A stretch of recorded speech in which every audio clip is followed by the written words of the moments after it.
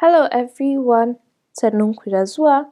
Darasinmu na yau shine spontaneous abortion, zubewar ciki. Za mu yi magana akan definition da types, causes da risk factors, complications da management, sai kuma septic abortion. Definition ɗin abortion shine zubewar ciki kafin cikin ya kai fetal viability. Fetal viability shine lokacin da fetus ɗin ko babyn zai iya rayuwa a wajen uterus, kuma yawanci it's more than 20 weeks gestation, kuma sai fetus ɗin nan yayi weighing more than 500 grams, 0.5 kg kenan. Yana da about 80% chance of occurring a pregnancies, especially less than 8 weeks, amma kuma cikin nan yana tsufa, rate of occurrence ɗin shi yana raguwa. Kuma wata rana yana iya zuwa da symptoms kamar pain da bleeding, sai kuma wata rana baya zuwa da symptoms kwata-kwata. A cikin types ɗin abortion, za mu iya cewa akwai threatened, akwai inevitable, incomplete, complete, sai kuma missed. A threatened abortion, matan nan suna zuwa da mild vaginal bleeding, yawancinsu they're less than 20 weeks, kuma wannan bleeding ɗin can come with either pain or without pain. Kuma idan aka yi vaginal examination, za a ga closed cervix, idan aka yi ultrasound, za a ga intact pregnancy, so da lokacin cikin ma kwata-kwata bai zube ba. Amma kuma matsalar wannan threatened ɗin, it might be an early indicator on pregnancy loss ko kuma preterm birth. A inevitable, matan nan suna zuwa da significant bleeding da colicky pain. Idan aka yi vaginal examination, za a ga cervix ɗinsu is partially dilated, a ultrasound ɗin kuma za a ga placental separation, amma kuma still abubuwan suna cikin uterus ɗin. Idan aka zo incomplete, su ma matan suna zuwa da bleeding da pain, amma kuma bleeding ɗin ba jini ne ba kaɗai, suna passing out har da gudan jini, which is shreds of skin and blood clots. Idan aka zo vaginal examination, za a ga subinvulated uterus. Subinvulated uterus shine uterus ɗin da bai koma original size ɗin shi ba, sai kuma cervix ɗinsu su ma is partially dilated. A complete, akwai complete expulsion of duka abubuwan da suke cikin uterus ɗin, gabaki ɗaya product of conception ɗin jikinsu sai ya fito da shi. Kuma saboda already cikin ya riga da ya zube, pain ɗin sai ya tsaya, bleeding ɗin ma a hankali sai ya dinga raguwa. Idan aka yi vaginal examination, za a ga normal uterus kuma cervix ɗinsa is closed. Kuma idan aka yi ultrasound, za a ga cavity in uterus ɗin nan is empty. A missed kuma, fetus ɗin ya mutu, amma kuma still yana cikin uterus ɗin. So jikin bai yi expelling ɗin shi out ba. So it is usually symptomless at first, amma kuma daga baya matan nan za su fara brownish discharge, kuma zai fara bleeding, kuma akwai loss of symptoms of pregnancy tunda cikin babyn ya riga da ya mutu, kawai dai still yana cikin uterus ɗin nan. Idan aka yi vaginal examination, za a ga uterus ɗin is smaller than expected, so da babyn baya girma. Kuma za a ga cervix ɗinsu is closed. Idan aka yi ultrasound, shine za a ga babyn ya mutu, kuma za a determining time of death ɗin babyn nan. Matsalar wannan missed ɗin is that it can lead to coagulation problems, especially in waɗannan matan sun shiga second trimester ɗinsu.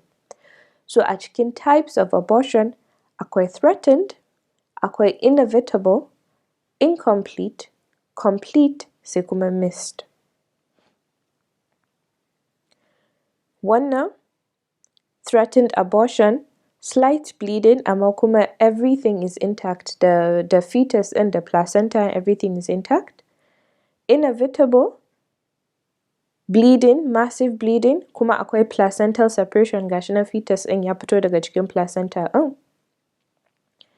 Incomplete, massive bleeding, gashi nan jikin ya fara expelling abubuwan, ya fara expelling product of conception ɗin daga cikin uterus ɗin. complete komai ya fito, missed babyn ya mutu amma kuma still yana cikin uterus ɗin. Idan muka zo causes ɗin, akwai fetal causes that is related to the fetus, akwai kuma maternal causes related to maman. A fetal causes, it might be genetic abnormalities su chromosomal abnormalities ɗin kenan. Akwai Mendelian inheritance, akwai fetal congenital anomalies kamar su anencephaly kenan, sai kuma fetal congenital infections kamar su TORCH. A maternal, shi ma akwai maternal chromosomal factors, akwai uterine abnormalities, kuma a cikin uterine abnormalities ɗin nan it might be congenital kamar su separate ko kuma bicoordinate uterus, akwai kuma acquired kamar su leiomyomas, kamar su polyps ko adhesions. Immunological disorders kamar su antiphospholipid syndrome, severe trauma, it could be external ko internal. External maybe ko car accident ko ta faɗi ko an naushe ta a ciki. Internal maybe induced illegal abortion. Akwai kuma waɗansu magungunan da suke iya sakawa kamar teratogenic drugs da suke iya sa fetal demise, mutuwan baby kenan. Chromosomal abnormalities cikin causes of second trimester miscarriage ko abortion, chromosomal abnormalities in daga side ɗin baby ɗin daga side ɗin mama, placental problems daga side ɗin mama, congenital defects daga side ɗin baby ɗin, infections su TORCH kenan, poorly controlled chronic conditions kamar su diabetes, cervical insufficiency a side ɗin mama, abdominal trauma ta faɗi ko car accident ko an naushe ta, sai drug and alcohol use. A cikin risk factors ɗin, akwai risk factors ɗin nan they increase with maternal age. So mutum yana ƙara tsufa, matan nan suna ƙara tsufa especially in ka hau 35 haka, you have an increased risk of wannan. Multiparity, it means conception ɗinka kamar like rate of conception ɗinka ka ɗau ciki more than 5 times. Previous and recurrent pregnancy loss, ka yi aborting maybe dama a previous pregnancy ɗinki ko a previous pregnancy ɗinta more than twice. Sai heavy smoking and alcohol, su psychological stress and domestic violence, infections kamar su mycoplasma da listeria da toxoplasma, sai kuma akwai medical disorders su chronic diseases ɗin da muka je kamar su thyroid disorders da su diabetes mellitus da SLE, sai kuma obesity, maternal obesity. A cikin complications ɗin shi, hemorrhage, of course, it might be little depending on what type ko kuma it might be so severe da zai iya leading to shock. Infection zai iya leading to endometritis, salpingitis da peritonitis. Septicemia, kuma septicemia zai iya leading to shock, DIC da renal failure. Sai complications ɗin aka zo surgical evacuation, maybe za a iya huda uterus ɗin ko kuma a dai ji wa uterus ɗin ciwo. A management ɗin, kowanne yana da type of management ɗin da ya kamata a mishi. A threatened, saboda pregnancy is still intact, daga farko za a reassuring patient ɗin bayan an confirming ɗin shi da ultrasound. Za a ce wa patients ɗin nan su bi a hankali suna hutawa, kuma waɗansu suna ba da progesterone support saboda some patients they can't just come and go back ba ba su magani ba, kuma progesterone ba zai sa musu illa ba, so ana iya ba su. Inevitable abortion kuma, saboda already cikin ya zube, there's no hope, dole sai an yi hospitalizing ɗinsu, an kuma fara anti-shock measures. Dole sai an yi termination of pregnancy ɗin nan, kuma za a iya yi either surgically ko kuma medically.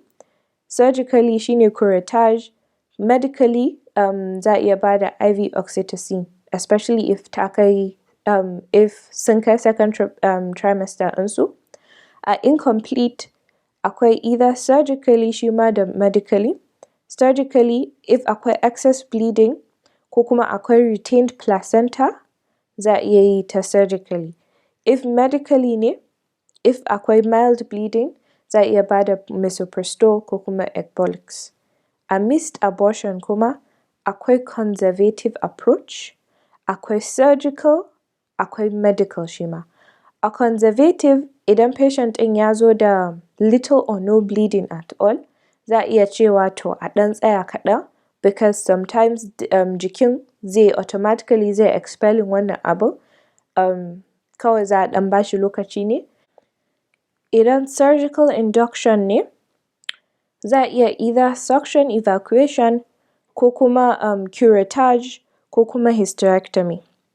Idan medical ne, za a iya bada misoprostol ne, especially if matan a late first trimester suke da second trimester, amma kuma da early second trimester, a late second trimester kuma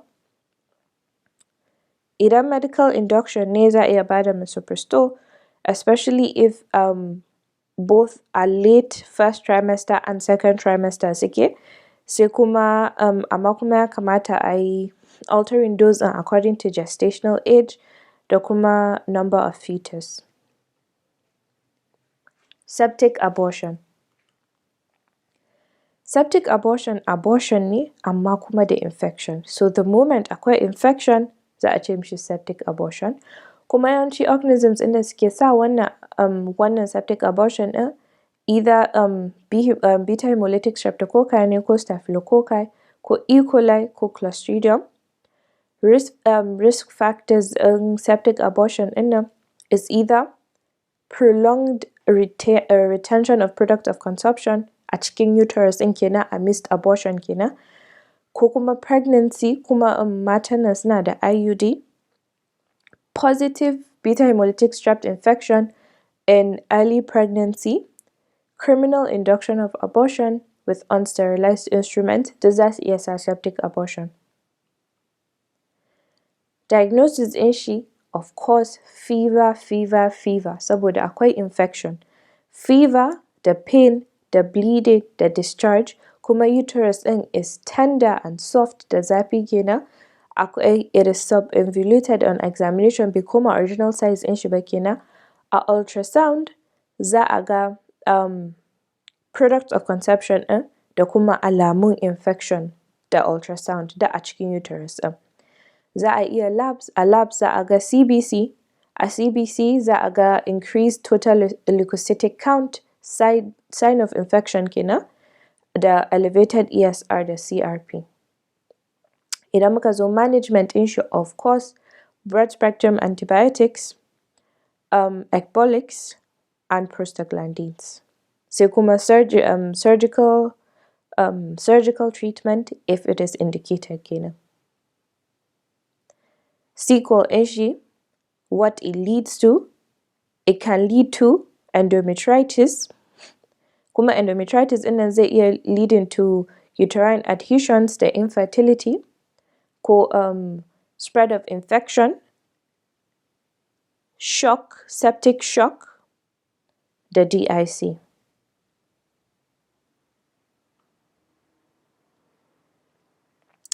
If you have made it to the end of this video, congratulations on your attention span. If video nan ya miki ko ya maka amfani in any way, don't forget to like, subscribe, share, and if you would like me to talk on any other topic that I haven't already spoken about, leave a comment in the comment section, and I will see you in the next video. Sai anjima.